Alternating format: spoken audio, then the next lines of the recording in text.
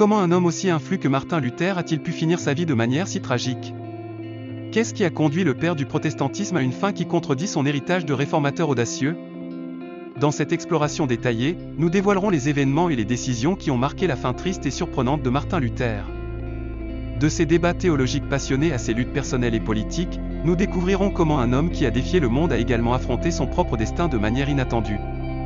Préparez-vous à découvrir les secrets derrière l'héritage et la dernière bataille spirituelle de l'un des personnages les plus controversés de l'histoire chrétienne. Tout a commencé le 2 juillet 1505, lorsque Martin Luther revenait d'une visite à ses parents. Luther, qui venait de recevoir son diplôme de magistère et avait commencé des études de droit à l'université d'Erfurt, fut surpris par une grande tempête à plusieurs heures de la ville. Au milieu d'un terrible orage électrique, un éclair tomba si près de lui que la pression de l'air le projeta au sol. Choqué par l'événement et craignant de rencontrer Dieu sans préparation face à la perspective de la mort, Luther invoqua et remercia Sainte Anne, la patronne des mineurs, car son père possédait des mines, promettant de consacrer sa vie au service de Dieu. Moins de 2 semaines plus tard, Luther frappa à la porte d'un cloître augustinien à Erfurt et demanda à être accepté dans l'ordre. Martin Luther est né au sein d'une famille de mineurs le 10 novembre 1483, fils de Hans et Margaret Luther. Il fut baptisé le lendemain, jour de la Saint-Martin, et reçut son nom en l'honneur de ce saint. Élevé dans un environnement rural, son père aspirait à ce qu'il devienne un grand fonctionnaire civil pour honorer encore plus la famille. Pour cela, Martin fut envoyé dans plusieurs écoles à Mansfeld, Magdebourg et Eisenach. La décision de Luther d'abandonner sa carrière ne fut pas du goût de son père. Poussé par sa quête fervente d'un Dieu miséricordieux et sa peur de la condamnation, Luther vit dans la vie monastique l'opportunité d'une existence pleine au sein du monastère. Dès le début, le jeune moine se montra discipliné et obéissant, jeûnant et priant pendant 6 heures par jour et consacrant du temps à la méditation et à la réflexion. Plus tard, Luther écrirait sur sa vie au cloître: « Si quelqu'un pouvait gagner le ciel en étant moine, je l'aurais aussi fait. » Moins de 2 ans après son entrée au monastère, Luther fut ordonné prêtre en 1507, se concentrant sur ses études théologiques. Un voyage à Rome en 1510 eut un impact fondamental sur sa vie. Luther était là en mission pour l'ordre augustinien et attendait une expérience spirituelle profonde en visitant le Saint-Siège. Cependant, le voyage devint l'un des épisodes les plus décevants de sa vie en raison de la corruption évidente dans l'Église catholique à cette époque. En 1512, Luther obtint son doctorat en théologie et devint professeur à l'université de Wittenberg, où il était déjà respecté par ses collègues et ses supérieurs. Malgré cela, il restait préoccupé par les malentendus concernant la prédication des indulgences et la croyance erronée que tout péché pouvait être pardonné par une indulgence plutôt que par un repentir sincère et la foi. En approfondissant les Écritures, Luther découvrit que l'Église n'avait pas de base biblique pour ses pratiques de vente d'indulgence, comprenant que le salut s'obtient uniquement par la grâce de Dieu par la foi, en se basant sur Romains 1h17, « Le juste vivra par la foi ». Luther continua à remettre en question les politiques, les règles et les pratiques de l'Église, y compris la doctrine du purgatoire et la justification biblique de la papauté. Ces doutes s'intensifièrent en 1516 lorsque l'archevêque de Mayence, Albert de Brandebourg, commença à vendre des indulgences dans sa région pour payer ses dettes personnelles et envoyer une partie de l'argent au pape. Luther protesta contre ces pratiques en écrivant ses 95 thèses en 1517, qu'il cloua à la porte de l'église de tous les saints à Wittenberg. Ce n'était pas un défi direct à la hiérarchie ecclésiastique ni au pape, mais un appel à discuter et à réformer les pratiques qu'il considérait contraires aux enseignements bibliques. Les 95 thèses de Luther étaient simplement les propositions d'un prêtre sérieux et professeur universitaire pour discuter de la théologie des indulgences à la lumière des erreurs et abus qui avaient grandi au fil des siècles, ainsi que des pratiques de l'Église qu'il trouvait conflictuelles et contraires à la Bible. En 2 semaines, les idées et propositions de Luther se répandirent dans le pays et parmi les citoyens allemands. Quelques mois plus tard, les thèses étaient déjà connues dans toute l'Europe. Cette mesure déclencha un débat qui ébranla les fondements de l'Église. Avec l'aide de l'imprimerie relativement nouvellement inventée, Martin Luther put diffuser largement ses idées. Le pape Léon X s'est senti menacé en recevant rapidement les thèses de Luther de l'archevêque de Brandebourg.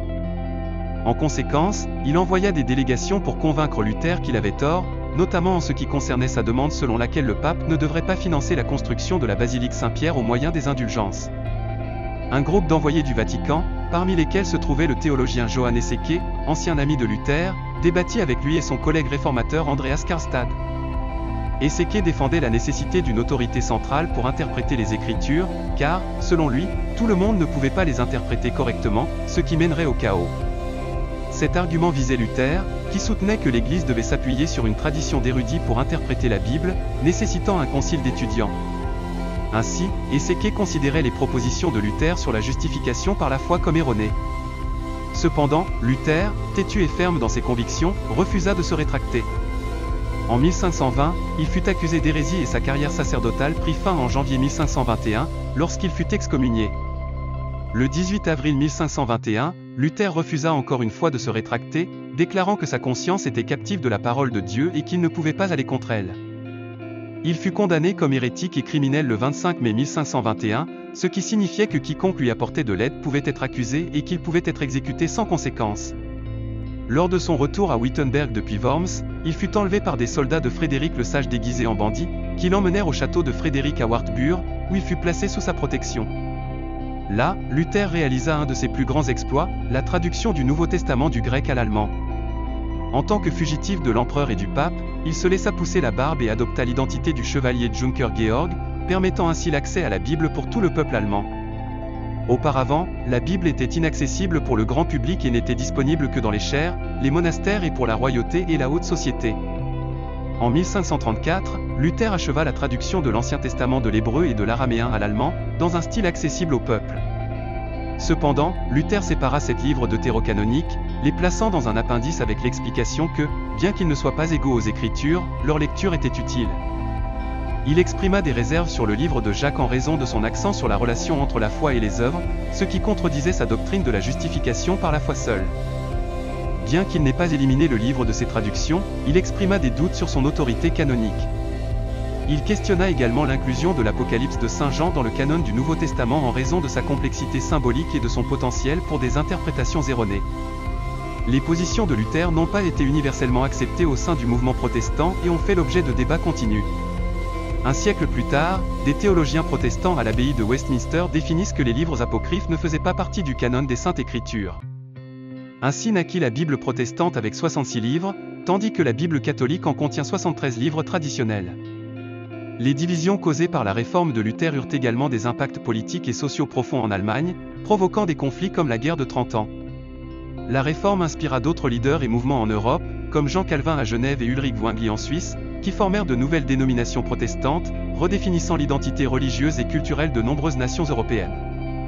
Le 13 juin 1525, Luther épousa Catherine de Bora, une ancienne nonne, provoquant un grand scandale à l'époque. Le couple eut 6 enfants, dont 2 moururent jeunes.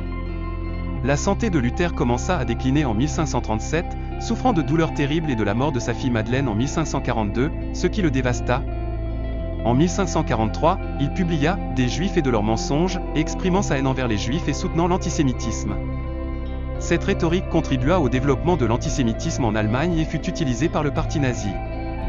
Luther mourut le 18 février 1546 à Elben à l'âge de 62 ans, probablement d'une attaque cérébrale. Il fut enterré près de la chaire de l'église du palais de Wittenberg, où il avait publié ses 95 thèses. Des années plus tard, certains érudits suggérèrent qu'il aurait pu avoir des tendances suicidaires. En 1999, l'Église catholique leva son excommunication, reconnaissant une partie de ses propositions. Le pape François souligna que Luther avait mis Dieu entre les mains du peuple. Les églises luthériennes ont dénoncé et rejeté les écrits de Luther qui promouvaient la haine envers les Juifs. Ainsi se termine l'histoire de Martin Luther, un homme dont la vie et le legs continuent d'être des sujets d'étude et de réflexion.